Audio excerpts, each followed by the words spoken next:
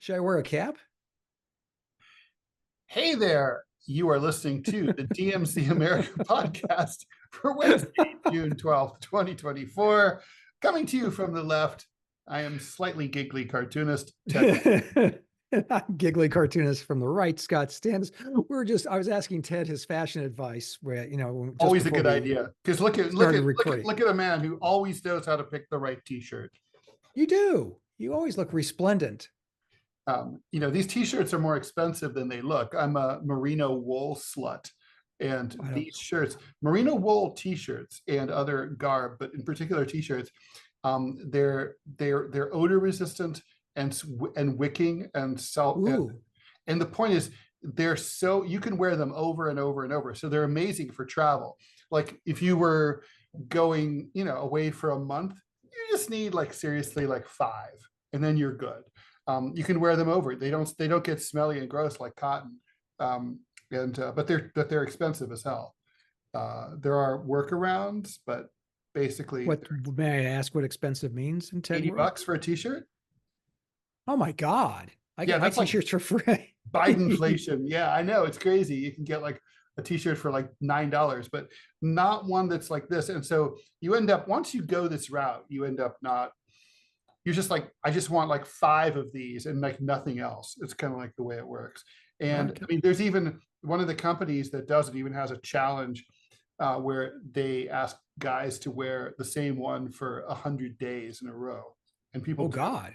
And then they get like free shirts if they do. I don't know how they verify whether they did or not, but you could just put it on every day, take a photo, and then, but I guess, but seems like dumb. Seems like, yeah, and you're a guy, of course you're going to wear the same t-shirt for 100 days. That's like awesome. Someone told me to do this. Yes, totally. That's right. I'll sleep in it, garden in it. I'll buy a garden just to be able to garden in it.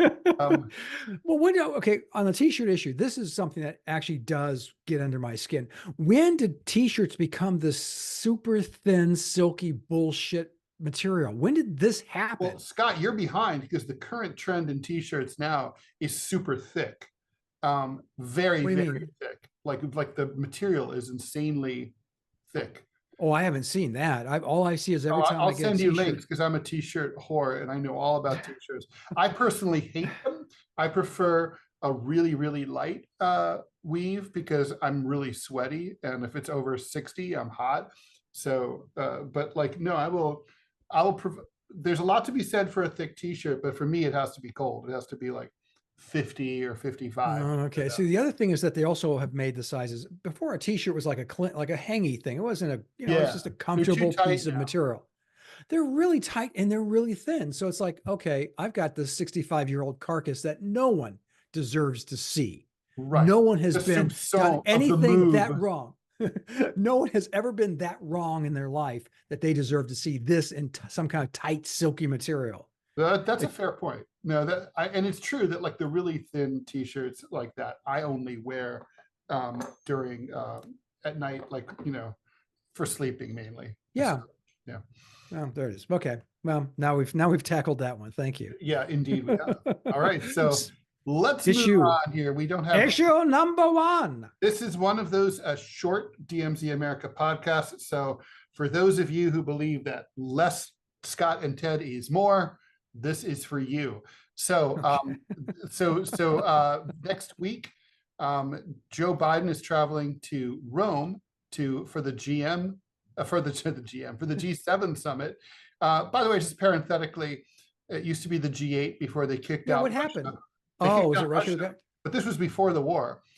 They just kicked out Russia just because they didn't like them for some reason, and I don't remember why. I mean, it was over. Well, maybe all the invading, but go on. Seems really dumb though, because it's like one of the main points of something like the G8 is to have dialogue with countries like Russia that we don't. I have no trouble talking to people, especially. I mean, I can talk to friends. I love talking to Ted, but there's some other people who I don't like. Who, if you talk to them, you can work things out. Usually, yeah. No, I agree with that. I mean, look, what's true is you certainly cannot work anything out with anyone, even with your friend, if you don't talk to them. So, to quote Churchill, better, not one of his better quotes, but better to jaw than to war. Yep. No, totally. totally agree with that. But anyway, so he's off to Rome. It seems like it's very strange because he was just wasn't he just in France with the same dude? Anyway, whatever. But Normandy, that's different. Yeah, France, Italy, whatever. And did you see him freeze on that trip? Oh my God, Ted. Now, see, that's the real freeze. Republicans are drawing attention to when he was kind of like this, during the Juneteenth, the pre-Juneteenth celebration, where he's like looking at music, and I'm like, people were like, "Oh, he's not swaying to the music." I'm like, neither do I. It's like I would just be staring at the music. If I found the music engrossing, I'd be like, I would be just like Biden. I'd be this like. So I get that. Yeah. Now, but in Normandy, he really did freeze up. He didn't seem, on several occasions, he did not seem to know who he was or what he was doing, and that is true. But anyway, Biden's off to meet with his Canadian counterpart, and a think tank within the government of Canada, known as Policy Horizons Canada. They do things differently up north. Said that they are preparing for various scenarios, threats to Canadian national security, and they have a problem, a danger of unsettlement on their southern border. That's right, us. They say they're worried about U.S. ideological divisions, democratic erosion, and domestic unrest escalate, plunging the country into, wait for it, civil war. First of all, I just want to say, Canada, fuck you. United States, when we had a civil war before, there was like no damage, no muss, no fuss, nothing much came of it, no harm, no foul. Get off our backs, right? You did just fine. Okay, maybe not so much. But yeah, no, Canada was unscathed. Nothing happened. True, but I was joking about there being no damage. Look, down south there was. So like there's some possibility that Trudeau will talk about this with Biden. Not that Biden would probably be able to prevent a civil war. I gotta say, so this has been something that's been floated for a while. There's a show called Civil War, which I haven't seen. I don't really have a sense of whether it's any good or not. But basically, the scenario has been floated that the divisions over Trump and in particular are leading to some serious the divisions that could lead to like a military schism. And I guess the question here is, do you think that could happen? And if it did, could it look anything like an 1860 style succession, or would it look somewhat different? Or, I mean, I can see unrest, but the unrest I would see, let's say from a disputed election, let's say, would seem like more like lone wolves carrying out like acts of domestic terrorism, like mass shootings, assassinations, not really like militia against militia, state against state. I don't see that because I don't think that we're set up for that now. Well, we're not set up for it. We're highly disorganized as a people. That's part of our charm, is that the chaos, the creative chaos, and we're decentralized, that we have in the United States, and we're decentralized. So, are you going to have a CSA against the USA kind of thing? I don't see it. First of all, because Ted, there's so many different thoughts out there, and different camps, and different people, that I see this. Did you see Man in the High Castle and the White Castle?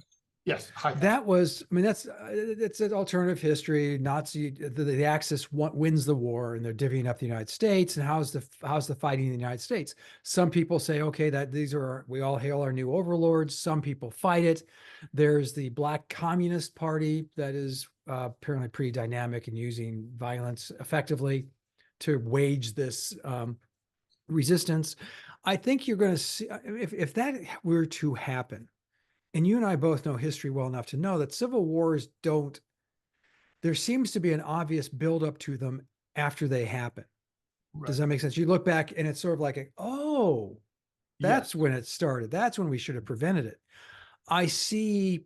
Like in 1860, I think as soon as the Southern states announced that they were not putting Lincoln on any ballot, that was a harbinger of future trouble. Well, and just the fact that they'd already said that they'd had some of the states, South Carolina being chief among them, had already voted for secession. the secession movement, the secession people supporting it was growing by leaps and bounds. Yeah, you could have seen that coming. I mean, Buchanan, could he have stopped the war? That's one of the great historical questions we have. He's always rated as one of the top 2 or 3 worst presidents we've ever had. I think Donald Trump would welcome a war and a breakup of why would he want to keep, those hairy-brained liberals up there? The problem with it is, Ted, the liberals have all the states that make money, though. Well, there's that, but you also have in this American Civil War of the 1860s, it was slavery. You don't have that hard set of an issue. You didn't have slavery in Michigan. You didn't have slavery in Wisconsin. You didn't have slavery in Illinois or Indiana. So those states fought against it, but you do have MAGA people in all those states, as well as progressives in all those states. Yeah, that's the real problem. Yeah, like, there were very few, like Ohio was a hotbed of abolitionism, but it did not have, I mean, you would be probably hard pressed to find many Ohioans who were militantly pro-slavery. They probably didn't, some of them didn't care. They had copperheads. Ohioans here, yeah. Right, but they had the copperheads, the guys who were Northerners who supported slavery and thought that it's just Jim Dandy, of course, if you're not the slave. But there was also the sort of like my favorite, getting back to political ephemera that we both collect. I just acquired, as I showed you the other day, the Stephen Douglas token that says MYOB on the other side.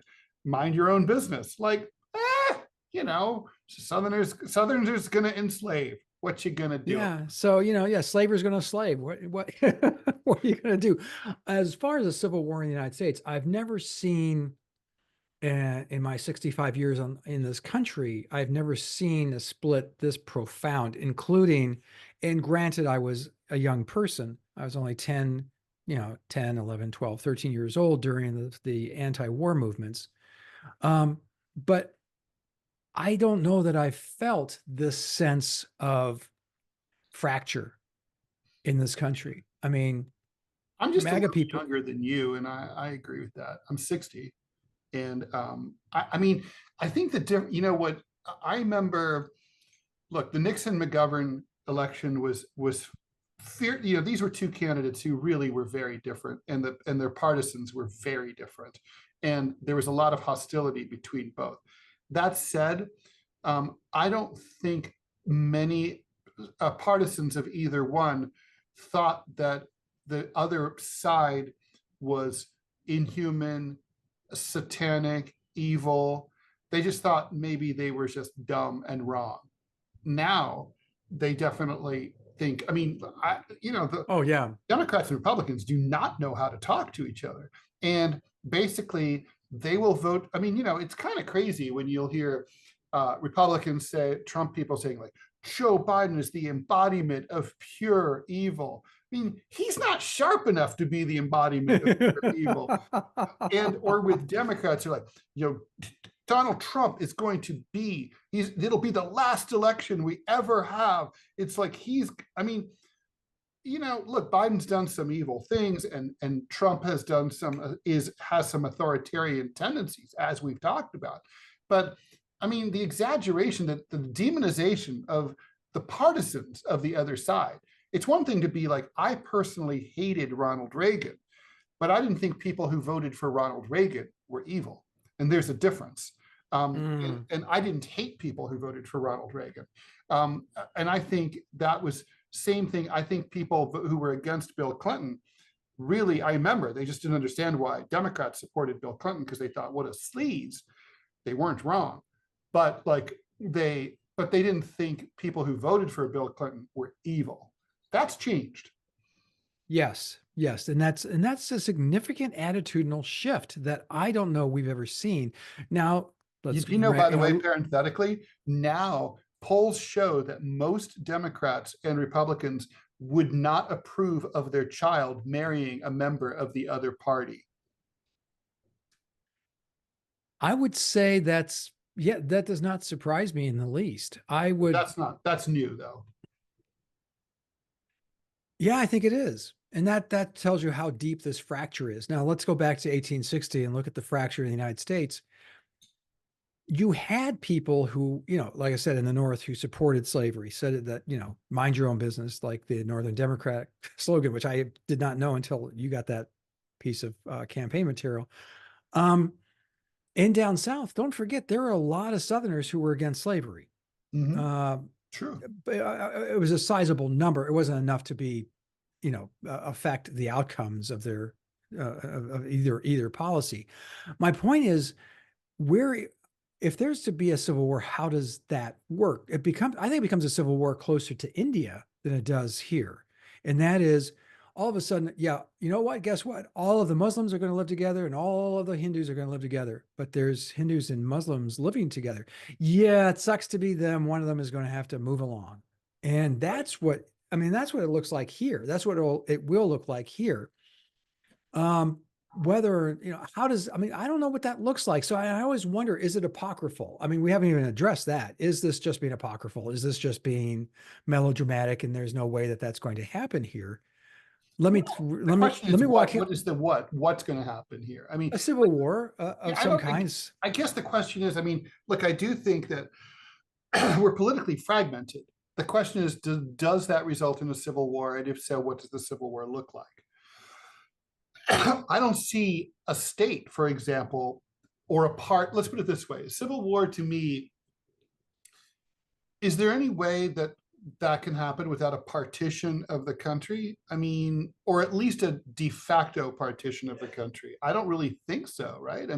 For example, in Ukraine prior to 2022, you had a civil conflict that began in 2014 after the Maidan uprising in Kiev, right?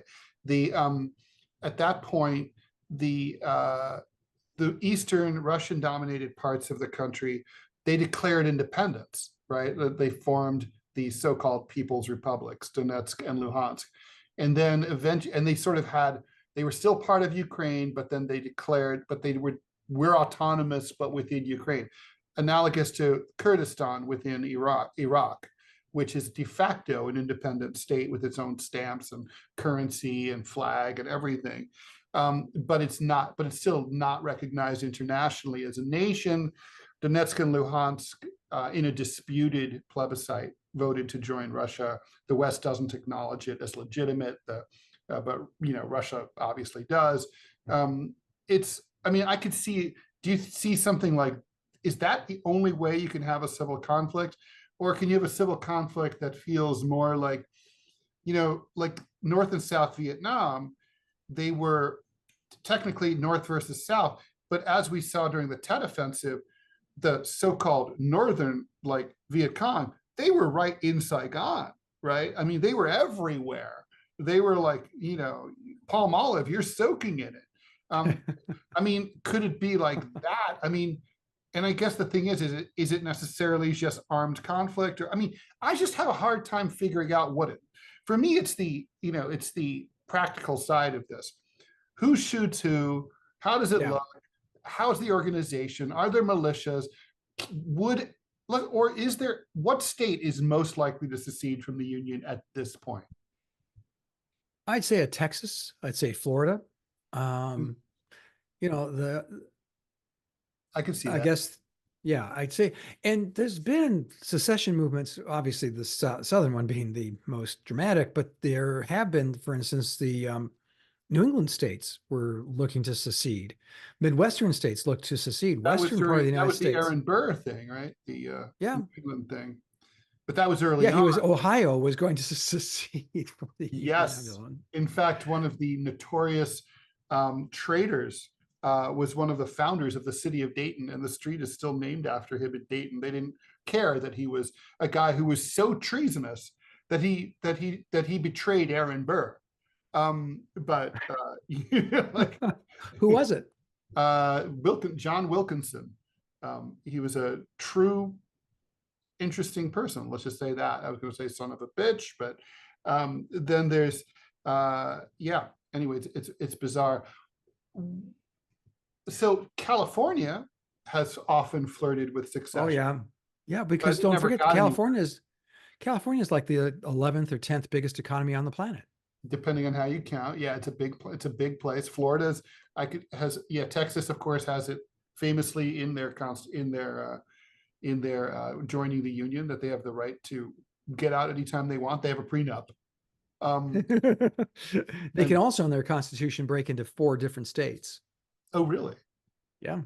That's it. Are there discrete borders to those states, like defined? I think there are. Yeah, I think there are, but I'm not sure where they are. But yeah, they can have 4 different countries. I mean, 4 different states. They've got all the options, man. We really wanted to marry them. We were like, whatever, we'll just sign. Okay, fine, whatever. We just wanted them so bad. James K. Polk wanted them bad. Yeah, he wanted them bad. And then you've got like, yeah, and I mean, New York has often talked about like, fuck you, we pay more money into the IRS than we get back, so more than any other state. Like, we should leave, but none of that ever goes anywhere. I mean, I just can't imagine the rage.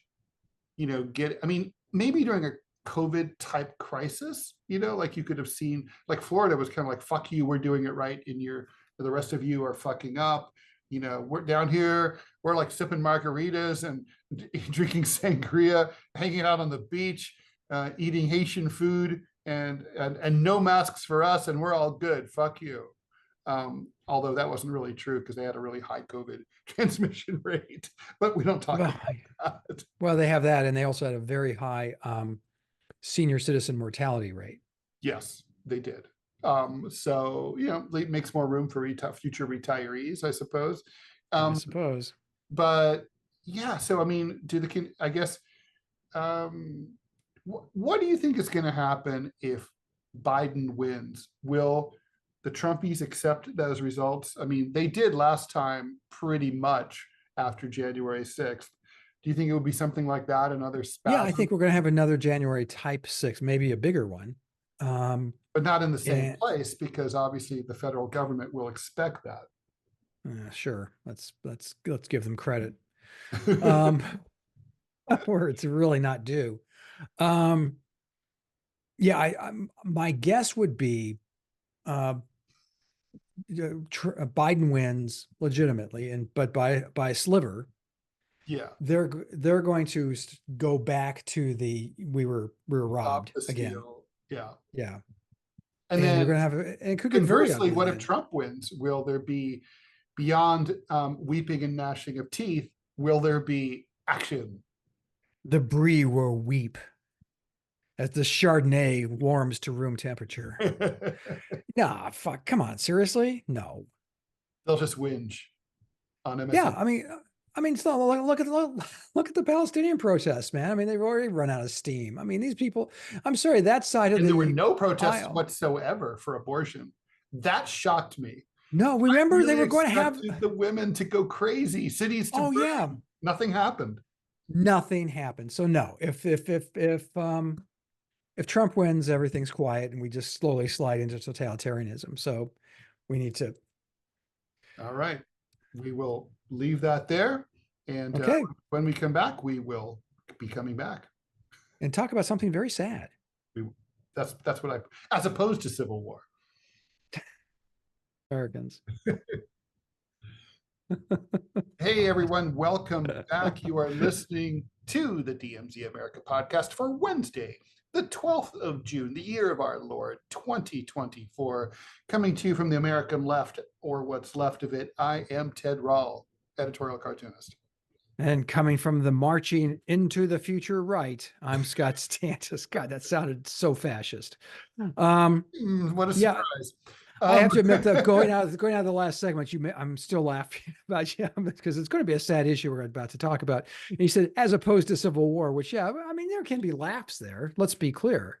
I suppose. I mean, who doesn't remember that great time that? Okay, yeah, I don't know. Doesn't seem like that. Well, there was a great joke at My American Cousin just before, John Wilkes Booth, kapoom. But it was a joke. That's what John Wilkes Booth was waiting for, the joke, for the laugh from the joke to cover his entrance into the box and his shooting the president. Right. All right. Well, what is it? Sic semper tyrannis? Yeah. All right. Yep. So Let's do this. All right. So a new poll from CBS News YouGov finds that 62% of registered voters would be okay with deporting all illegal Oh, immigrants. that's not what we're going to do. Bob? We're going to do senior homeless. I don't care. I mean, why would I care about deporting people? I thought we talked about this already. No, that's No, I thought we were going to talk about the seniors. Okay, the senior homeless. Well, we now can talk about that too. I mean, I don't care, whatever. No, let's go. No, keep it going. I'll shut up. I'm sorry. No, we'll make this. Okay, let me get your reaction on this very quickly, and then we'll move over to the thing that I guess I agreed to talk about, and then I lied to you, and then all right. So anyway, 62% of Americans are okay with deporting everyone. Trump has promised to build camps and to deport all 11 million illegal immigrants. Basically, one CBS host was shocked that that number was so high because obviously it includes a sizable number of Democrats. Not Republicans do not amount to over 50% of the country.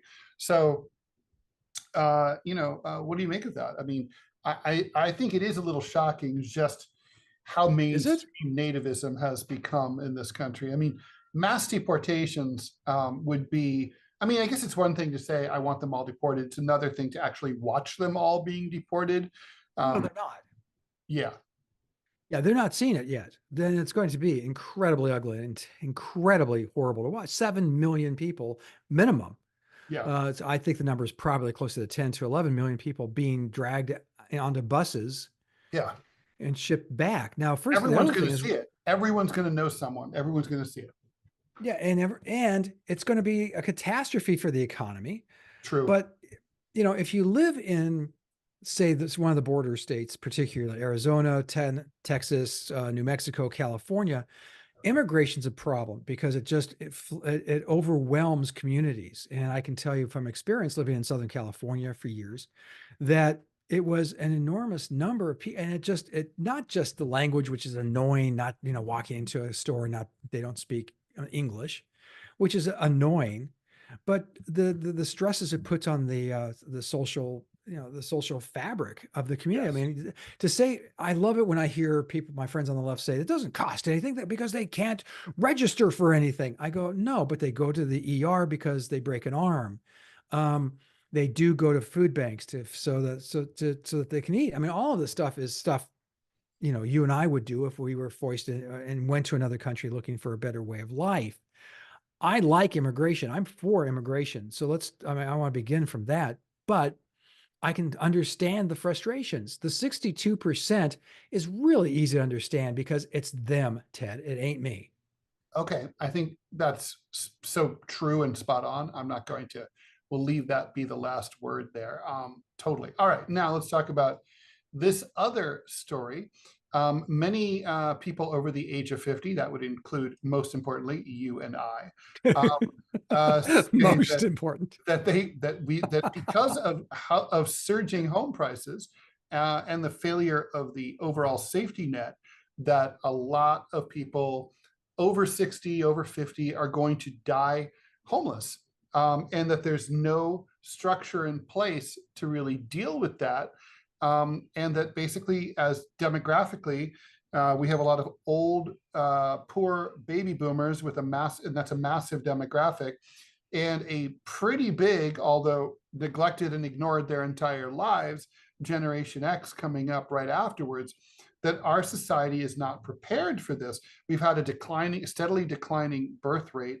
Yep. The newer, younger generations, already burdened with massive student loans and debt, are going to find themselves dealing with or not dealing with this huge social problem. And we might be going back to the 1970s when we were kids and there were stories about old people, eating cat food and stuff because they couldn't afford regular food. I mean, history is very cyclical in this country, as in most countries. So if I could jump in real quick on your point, that don't forget, and this is coming from a conservative, Social Security, before Social Security, I think the number was somewhere in the neighborhood of 70% or nearly 70% of all seniors in the United States were under the poverty line. And that, yeah, and what's funny is when I wrote my Gen X manifesto, Revenge of the Latchkey Kids in the mid 90s, people, I checked that and those numbers had completely reversed. People over 65 at that time had not only the most wealth, they had the highest incomes. Now think about that. That includes a lot of people, a lot of people were earning more in retirement than younger people were earning working. So it was a dramatic reversal of fortune. And now we appear to be headed back the pendulum is swinging back the other way. So where does the homeless come from? You're wondering, are these people being evicted from their homes? Yes. In large part because especially if they're in urban areas like Ted lives in, where they have to rent, the rents are going through, they're unabated, unrestrained, are going through the roof. Couple that with homes in, let's say, Chicago, because that's where I'm, one of the places I lived and still work for the Chicago Tribune. The taxes, property taxes in Chicago are onerous anyway. They're getting worse. But now with this boom in housing costs, it's insane to look at how much housing costs now. You were living in a humble home in Pilsen. That's a working class neighborhood, mostly Latino now. And the houses on average were going for, well, let's say between 180 and 250. Something someone who worked for a living could actually afford. Those houses now are $500,000 homes, and they're being taxed as $500,000 homes. The same is true across the country. Well, Proposition 13 passed overwhelmingly in California for a reason, because the property taxes were so onerous, old people were being kicked out of their homes because they couldn't afford the taxes. We've got to start addressing those types of issues. Also, we have to start addressing home subsidies. We have to start looking seriously at what the problem is. I mean, listen, you and I are old. We're going to get older, I hope. And we're going to be faced with these very issues. And as we tiptoe closer and closer to retirement, with inflation, what we have saved up in the bank ain't what it used to be. All of those issues we're going back to, as Ted mentioned, the 70s, when you had people eating Alpo, and back to the 30s, when in the 20s and 30s, where you had old people, almost all of them living under the poverty line. That is the not number one, but certainly is in the top tier of issues that really define if a culture is truly good or bad. And that's how it treats senior citizens. And we're going back to, we suck because we don't care. It goes back to 62% of people think packing up a group of human beings and shipping them back to wherever the hell they came from is A-okay. 1 million of whom, by the way, are married to American citizens. Now, aren't they American citizens by virtue of the marriage? They can become American citizens in many, if not most cases, but these million are not yet American citizens. So, that we talked about a civil war in the first segment of this podcast. We're heading towards waters, and no one's addressing this stuff in any serious way. No one is addressing the drop in the birth rate in this country in any serious way. Of all countries that you think they'd be serious, and that's Japan. The average age now is what, Ted, 68? Their aging population and the ratio of young to old, well, someone has to pay. Social Security is essentially a Ponzi scheme. You just keep, the next generation pays for this generation, and so on and so on. That's part of our social contract in the United States. Well, when you have, 10 old people and 1 young person, that math doesn't add up. And that's why I love think tanks, although many of the think tanks in the United States have shifted away from, this is another plays into the theme of our podcast this week, have shifted away from policy and towards advocacy of certain political, particularly political candidates. There are answers to these questions if we're willing to look at them in a serious way and address them in a serious manner. We're not. Yeah, well, I guess the question, what is the argument you're making is that it's bad. Okay, why is it bad? I mean, what's the difference between that, and like when I wrote Revenge of the Latchkey Kids, when I argued that it was crazy to have a gerontocracy where young people were suffering terribly, but old people were living large. How is that better? Well, I don't see the young people living large. I see them living, and I see the old people just, being homeless and living in cardboard boxes, or trying to cobble together some multi-generational, housing solution, which isn't available because, their kids are shackled, as you mentioned, with enormous debt. How is that different? It isn't. It just flipped the story. That's all that's going on. And now there's people who are, are really in the crosshairs of misfortune. And, and you joked, it's you and I, but we're going to be, I think we're going to be okay. You're survived the revolution there in New York. I won't make it here, but that's okay. I'll be a martyr for the cause. Anyway, so what happens? I mean, where do we go from here? You and I talk about, how many commentators don't talk about solutions, and there are solutions. I mean, we could enumerate them now. We could just say, Social Security is sacrosanct and will have to be paid for in perpetuity, regardless of what happens. And that means, oh my gosh, we might have to cut 5 Aegis destroyers from the defense budget. Gasp, a conservative talking about cutting the defense budget. Well, the defense budget's stupid.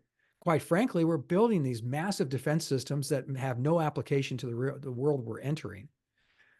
That's just one of the areas where we can have a serious, constructive discussion. But no one's having that discussion now, Ted. Nobody, because it's not that interesting an issue. They don't care. We don't care. That's what the 62% of people about the deportation. We don't care about each other.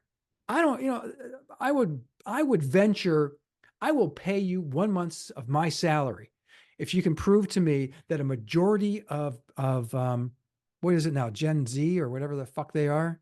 Gen Z are the under 20 crowd, under 20. Do not care what happens to me or you or people in our age group. Period. I don't know about that. I think I would certainly agree with you if you were talking about millennials. They really don't care. Gen Z remains to be seen. I feel like they're a better generation. Yeah, millennials are, okay. Well, but you see where I'm going with this. They don't care-ism in America, which is becoming prevalent. It's not just generational. It's a serious problem. I mean, look, when I wrote Latchkey, it was the old people who didn't care about, Douglas Copeland, when he wrote Generation X, the book that the generation is named after, he said that, he made fun of old baby boomers who had stickers on their back of their expensive cars that said, "I'm spending my kids' inheritance." And he was like, they literally are. And so, it could go both ways. All right, let's take a break. And when we come back, we'll wrap it up. Okay. If I can find out. There we go. And welcome to the third and final and most scrumptious and delicious segment of the DMZ America podcast. I'm Ted Rall, coming to you from the left. And I'm Scott Stantis, coming to you from the right. All right. So it's no laughing matter. We have to talk about something that's happened to a colleague of ours. Her name is Atena Farghadani. She's a cartoonist in Iran, and she has just been sentenced to 6 years in prison. According to her attorney, Atena has been in prison since she was arrested 2 months ago on April 13th, where she was charged with insulting sacred values and propagating against the ruling system. She got 5 years for the former, 1 year for the latter, if you're paying attention for such things. The lawyer called this proceeding a sham trial. What happened was that there was an art exhibit that was that she had been denied the right to attend. So in protest, she kind of pulled a Ted Rall in the 90s kind of thing, or 80s, and she tried to post her cartoon up on the wall outside Ayatollah Khamenei's house. So she was arrested by security personnel who beat her, abused her, took her to a notorious prison called Evin Prison. She was apparently tortured in a Revolutionary Guard safe house, according to her attorney. Various groups around the country, around the world, including Cartoonists Rights Network, which you and I are familiar with here in New York, here in the United States, PEN America, Cartooning for Peace, which is based in France, which I do cartoons for sometimes, have all collectively decried her arrest and are urging her immediate release.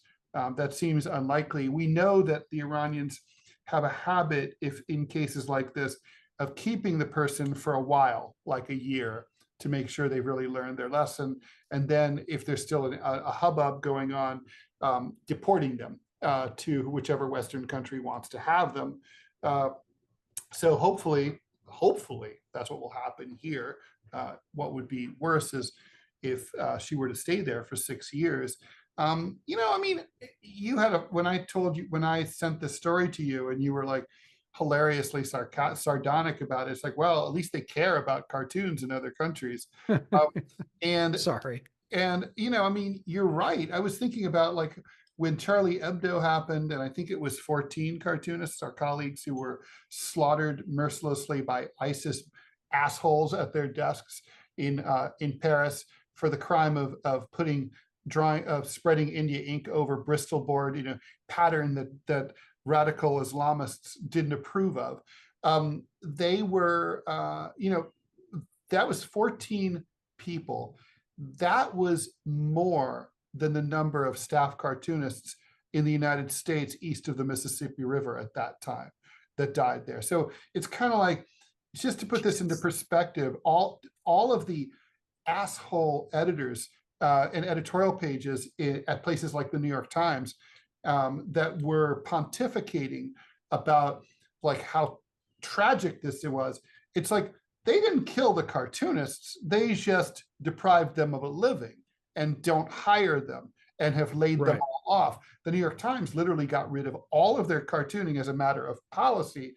This was a policy that was enacted by an editor who has since been disgraced and fired by the New York Times, but the policy still remains. And it's like, you know, and the details behind that story are ridiculous. But it is interesting that obviously, at least the Iranian authorities are really afraid of this craft. They really think that it makes an impact. Are they paranoid and wrong? And should they just be like, take a cue from the New York Times? Like, don't worry about it. No one cares about political cartooning. And let her go. It's cool. She can draw whatever she wants. Just ignore her, marginalize her, just fire her. Yeah. Shame. Or, you know, I know there's more editorial cartoonists on staff at newspapers in Tehran than there are in the entire United States at this point. So is that true? It is. Oh, for sure true. Yeah, they have a vibrant press. They have a lot of cartoonists. Wow. Most other countries do. You know, I mean, obviously we want Atena to get out today. You know, it's like no one should be in prison for drawing art of any kind. But you know, I just wonder: are the Iranians paranoid, or you know, or are they? No. Or Americans kind of missing out on a cool art form? Well, Americans are missing out on a cool art form, and obviously, we're going to say that. You and I are editorial cartoonists, so I mean, you know, but here's, I mean, I can tell you fact after fact after fact that'll just blow your brains. I mean, it's so mind numbing how stupid editors in this country have become. The cartoonist at USA Today put together galleries, did original work for them, put together galleries of cartoons and cartoon work, and they were by far, Ted, by far, this will not surprise you in the least, the most clicked on things in the paper. I mean, by a factor of 100. I'm not exaggerating. They fired them and they got rid of the galleries. Why? Because they're morons, because they saw no value in them, because editors have never seen value in what we do. Editorial cartooning has always been a threat to them because they can't do it, first and foremost. You know, they can do, you know, we all learned to read and write in the 3rd grade. They can do that, but they don't know how to draw a good editorial cartoon. I've actually challenged an editor who gave me crap about how easy your job is. I said, you know, first of all, fuck you. Second of all, try it. I can't draw. I go, okay, now do this. It can be stick figures. Come up with an idea a day. Just, you say it is so easy, give it a try. Mm-hmm. And within a day and a half, he said he couldn't do it. Did he? But he still thought it was an easy job. No, of course not. Why would you do that? And he continued to say it was an easy job.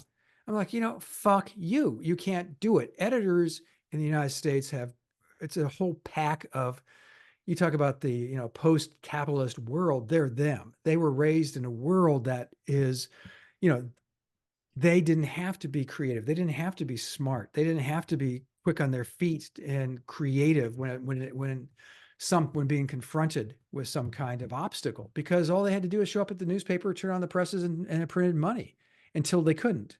I mean, I've mentioned this before. I've mentioned this on your radio show. Maybe I don't know of any other business on the planet where the people who produced the product held the consumers of that product in such disdain. Wait, I thought of it. There is one. Okay. Drug dealers. Do they? Yeah, drug dealers think that their customers are like deranged, addicted reprobates. They're not wrong. Well, they're not wrong. Okay. Yeah. Okay. Drug dealers and editors have the same view of their clientele, the consumers of their product. I mean, and the arrogance of the editors had always been that they, we produce this product. Where else are they going to get it? Until they found a place they could get it. More importantly, they found out they could live without it. Right. And so getting back to editorial cartooning, in this day and age where we have the shortest attention spans in the history of our species since before we were amoebas, editorial cartoons would probably be the perfect, political attack that you could possibly have. A good cartoon. There are a bunch of shitty cartoonists out there and a bunch of shitty cartoons, but a good cartoon, holy crap. They can change. Don Wright, the great 2-time Pulitzer Prize winning cartoonist from Miami, passed away recently, and I was interviewed for that. I said, Don Wright drew a cartoon that changed my mind on an issue. It was on the death penalty, and he had done a couple of them on the death penalty. And they were so powerful and the logic of them so overwhelming that it changed my view of that issue. I mean, that's powerful. That's a hell of a lot more than any fundraiser you could have at at Georgetown for an anti-gun control or anti-death penalty movement, and have, Sister, what's her name from Dead Man Walking, come and talk to your group. What we do has the potential, has an explosive potential. The leadership of Iran sees it, they know it, and they shut it down.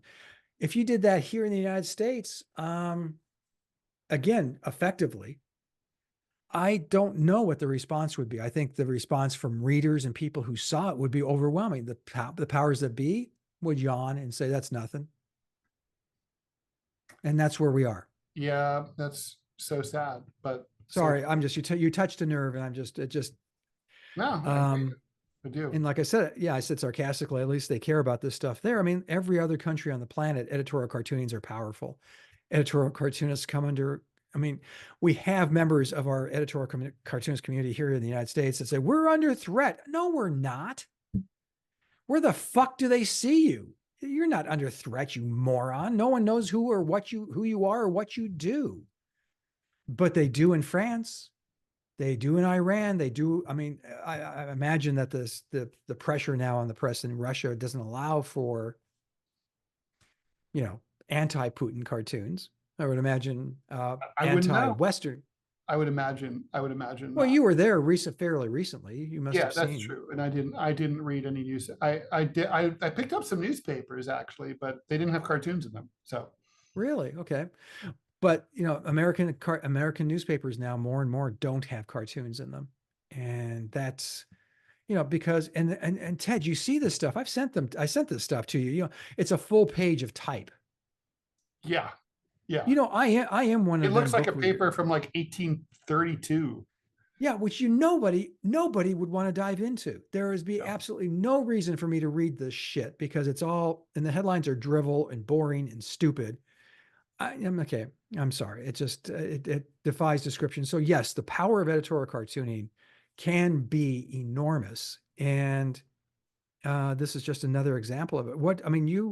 I know you're not, plugged into the minutia of Iranian government functionaries, but if you were to look at this issue, would you say it would turn out the way you described earlier, or she would spend a year in jail? I think, yeah, I do. I think she'll be expelled after about a year to a year and a half. If the West pressers for her release, they will not. If she doesn't get offers from Western countries to take her, because basically the Iranians will say, we don't really want her around. We don't really need to kill her, but we want her gone. And she can draw as much anti-Iranian shit as she wants outside of Iran. And that's how that'll go. Yeah. Okay. Well, send out the good mojo and say some of my Catholic voodoo that way. All right. Well, with that, Scott, we should wrap it up. I know you have things to do. So where can everybody go to find you when they're not listening to the DMZ America podcast, which I don't know why. Well, but I mean, Yeah, what kind of moron doesn't listen to this podcast? Like all the time, 24/7.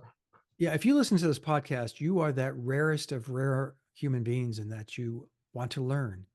You're in the top 1% of the smarty pants on this planet. Surveys that Ted and I have had in our head have shown this to be true. That's true. I mean, these are facts that, if proven, would be true. Thank you, Ted. Thank you for that support. Yeah, go ahead and go to gocomics.com/Scott Stantis or gocomics.com/Prickly City to see my political comic strip.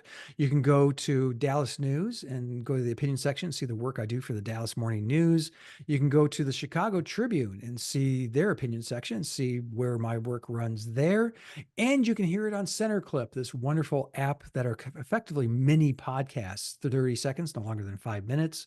I really like it. In fact, I just posted 2 of them. We have a topic of the day, but I also talked about the interest rates, not the interest rates, sorry, the inflation rate being 3.3%. And it's just wonderful to have that outlet, to be immediate and to get it out there. So Ted, where can we see things all Ted Rallian? You can, first of all, don't forget to buy my book, 2024 Revisited. It is a graphic novel and it's out now. Go to Amazon.com. If you forget, you can go to Rall.com as well. Go to Rall.com to look for that and everything else. GoComics.com/Ted Rall. Go to Center Clip, of course, and the radio show, The Final Countdown. Excellent show, by the way. Wong. Scott Stantis is a frequent guest. And that is Monday through Friday, 10 a.m. to 12 noon Eastern Time on Radio Sputnik, X Spaces, Rumble, and probably elsewhere, maybe not. Anyway, you don't have to watch it live. You can stream it anytime. So thank you, everyone, for listening. Thank you, Scott.